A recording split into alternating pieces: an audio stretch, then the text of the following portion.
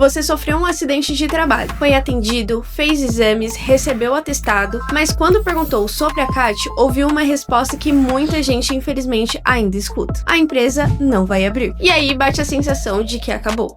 Que sem esse documento não existe mais nada que possa ser feito. Mas será que é assim mesmo? Essa é uma dúvida muito comum e, ao mesmo tempo, um dos assuntos que mais geram confusão quando falamos sobre acidente de trabalho. Hoje eu quero explicar de uma forma bem simples o que é a CAT, por que ela existe e, principalmente, o que ela pode fazer quando a empresa não gera esse registro. Então, fica comigo até o final, porque tem uma informação que pouca gente conhece e que pode mudar completamente a forma que você enxerga essa situação.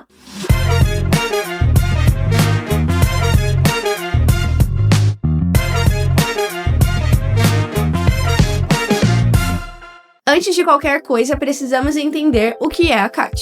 CAT significa Comunicação de Acidente de Trabalho. Ela é um documento criado para registrar oficialmente que um acidente aconteceu durante o exercício do trabalho ou em situações previstas pela legislação. E aqui já existe o primeiro mito. Muita gente acredita que emitir a CAT significa receber automaticamente algum benefício do INSS.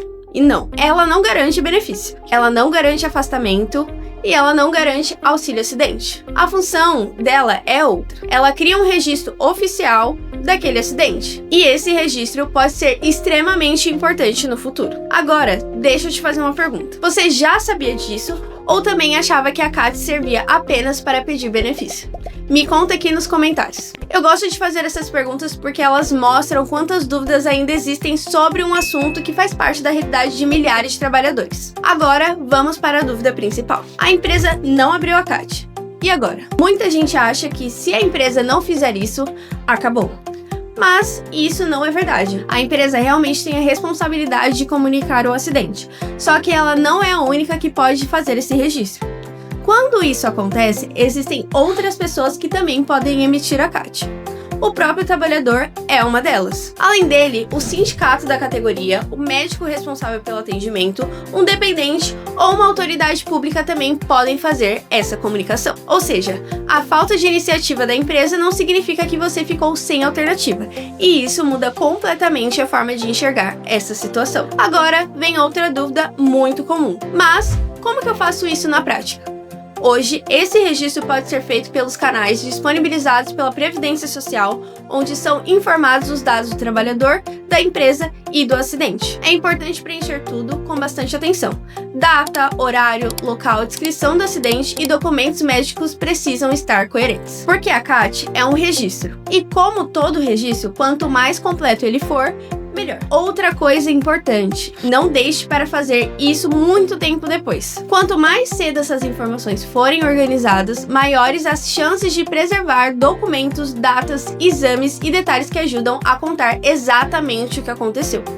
O tempo passa, os documentos se perdem, as pessoas esquecem de detalhes. E organizar fica muito mais fácil. Por isso, informação e organização caminham juntas. E antes de continuar, se esse vídeo já esclareceu alguma dúvida sua, aproveite para deixar o like. Isso ajuda o YouTube a entregar esses conteúdos para mais trabalhadores que talvez estejam passando exatamente por essa situação. Agora, deixa eu esclarecer outro ponto. Mesmo emitindo a CAT, isso não significa que qualquer benefício será concedido automaticamente.